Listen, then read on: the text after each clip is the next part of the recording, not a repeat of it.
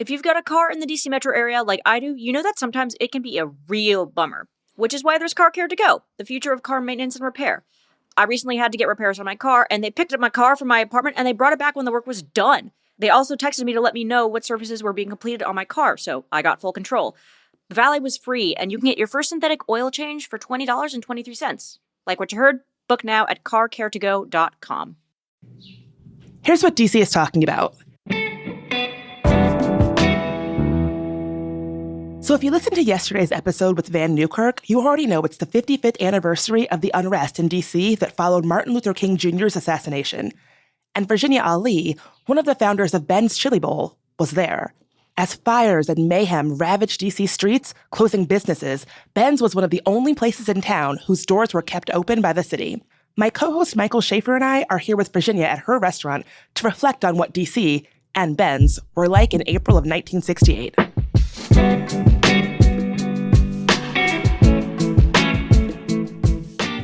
Today is Wednesday, April 5th.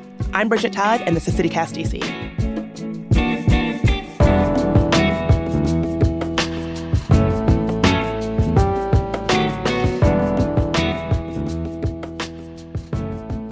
Miss Virginia Ali, a DC icon, owner and founder of Ben's Chili Bowl, thank you so much for being here. It is such an honor. Well, it's a pleasure to be here with you today. So tell me when you found out that Dr. King had been assassinated. Oh, you were in here. Someone rushes into the door like maybe 6 o'clock. Mm-hmm. Something like that. About 6 o'clock, someone rushes into the door and announces that he has been shot. Well, we didn't think he was dead. We didn't get that news because we didn't have cell phones. We didn't have TVs. Someone just storms into the door and said, Dr. King's been shot. We don't believe that. No way. This kind, gentle, nonviolent, soft-spoken leader of ours can't be. Well, yes, it was true. So as the evening wore on and we heard that he had passed away, the tears, they were crying openly coming in here. Just crying and sobbing openly, and then frustration, and then anger, and then destruction. Literally tore up the neighborhood. The first brick was thrown in the People's Drugstore window at 14th and U. And then it just escalated from there. Mayor Washington did put a curfew in place to try to do something about that destruction. When did you know things were going south? Well, by 7 o'clock, we knew he was gone. 7:05, I think, it said 10 after 7 or something like that. We knew then. And then people were just sobbing and crying. Just crying. Few people being a little messy, screaming and yelling and cursing, but for the most part, people were just sad. We were the only place that was asked to remain open because we'd been here by that time 10 years. Well accepted by the community and bright and safe and lights you could see all the way through the place. And we were open until 3 o'clock in the morning every night. Yeah. It was a scary time for us, trying to accommodate them, trying to stay here. And don't know if something's going to come through your window, Molotov cocktail or what. But You had a personal relationship with King. Well, I had an opportunity to sit with him on a few occasions while he had his chili cheeseburger and talk. You didn't have long talks with him because everybody wanted to talk to him. Mm-hmm. But yes, I did have that opportunity to sit with him a few times. We were there in the booth. One of the stories that he told me when we were having a little chat was that he met with President Kennedy to tell him about the injustices of black people. And he said, President Kennedy said, well, we want to help. We'll do all we can to help. But I don't think that's a good idea. Because if you bring a large group of people here to protest and there's an incident, it will set your movement back. He said, there won't be an incident. About 250,000 people without one single incident. Were you down on the mall that day? Oh, of course. Oh, yes, and just see a sea of people. All you could see was people. All colors, all ages, all everything. And we're going to get change for sure. Got to. There are too many people supporting us, right? That's how it was. It was a beautiful, beautiful day.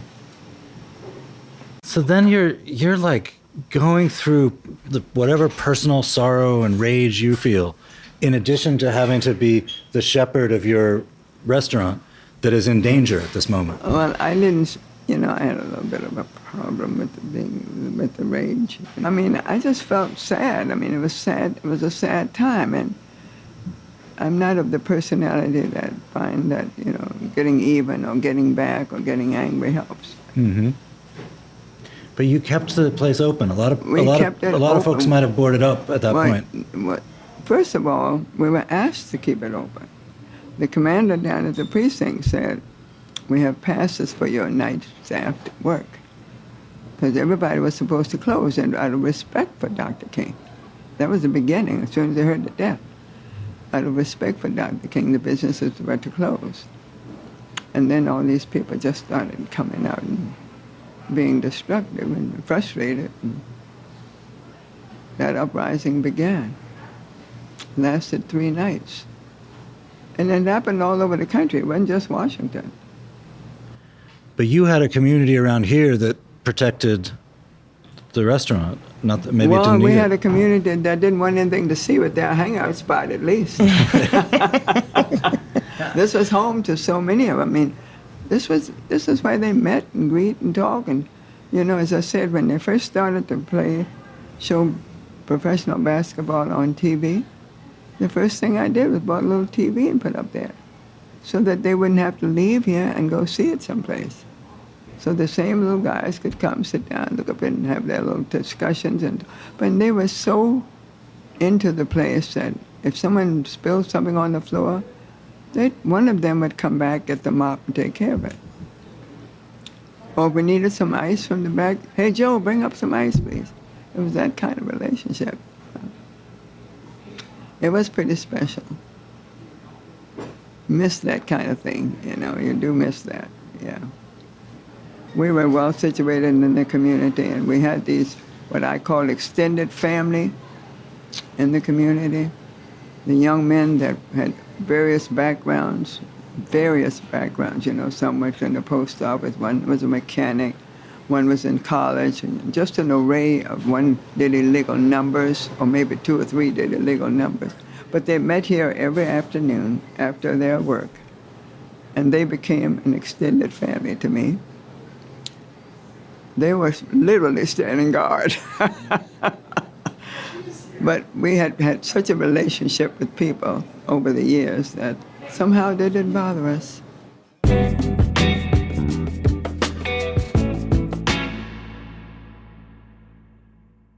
Start your countdown to the most delicious Sunday of the year at Whole Foods Market. The Easter in Bloom event is on. Experience it in stores from March 29th through April 11th with irresistible deals and delights store-wide. Save on feast-worthy animal welfare certified meats like spiral cut ham and boneless ribeye. Then add a flash of green to the scene with savings on organic asparagus. Too busy to cook? Don't sleep on their crowd favorite catering. Find all of that plus Source for Good floral bouquets and more at your local Whole Foods Market.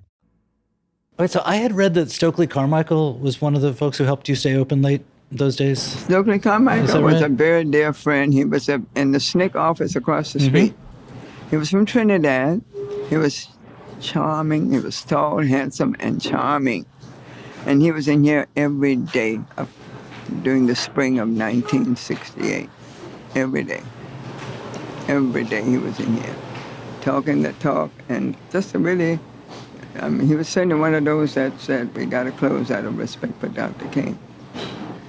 Now, some people asked me, how were you selected to be the one to stay open? I said, I don't know.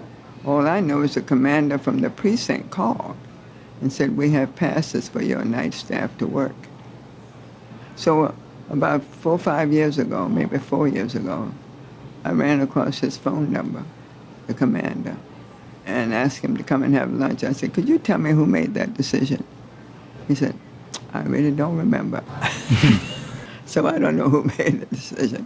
Stokely said he did, but I don't know. What were the months after that like? The months after that? Yeah. So many people had ruined their businesses. It was a sad time. And then first of all, I mean, the business didn't go down right away because black was beautiful.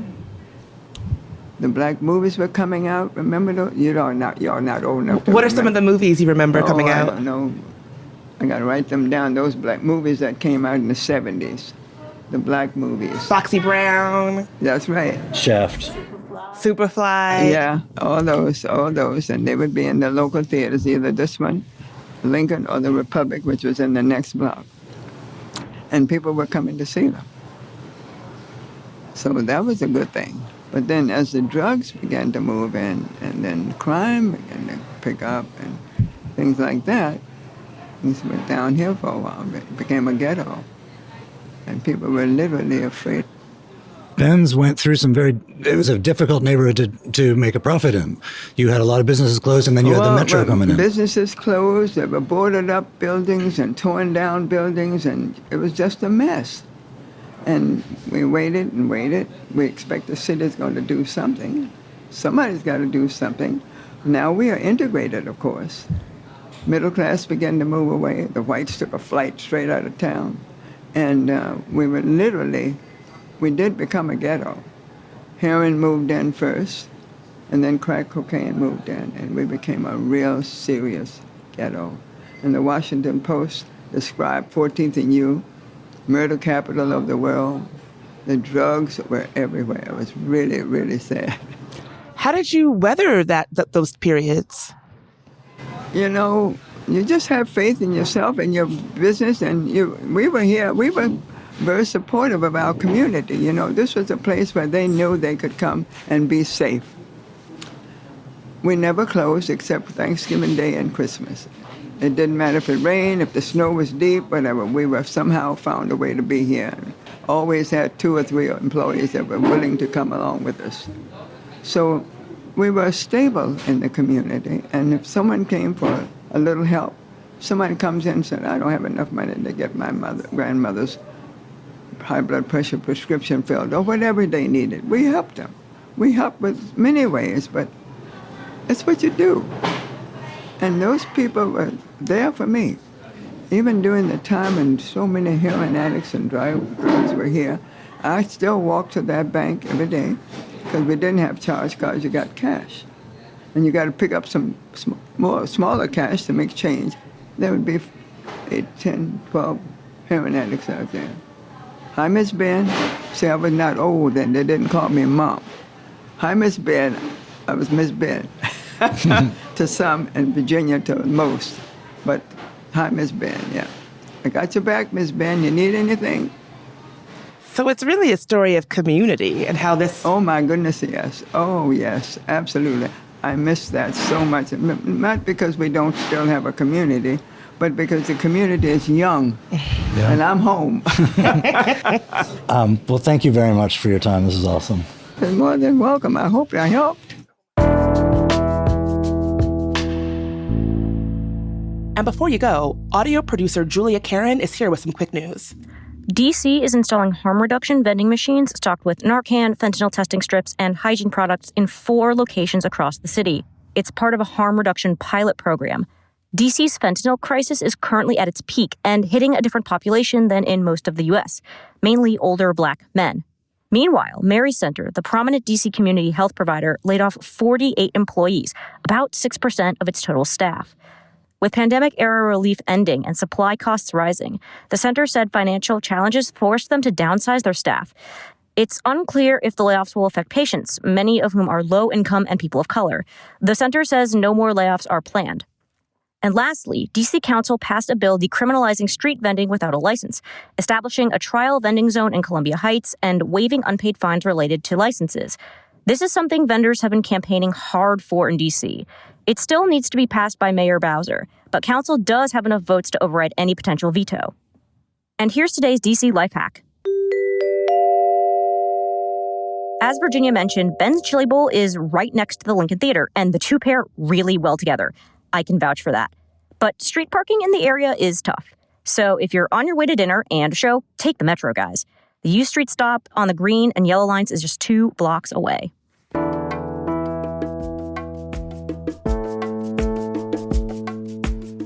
That's all for today here on CityCast DC. If you enjoyed the show, why not tell a friend? And also have them subscribe to our newsletter, Hey DC. We'll be back tomorrow morning with even more news from around the city. Talk to you then.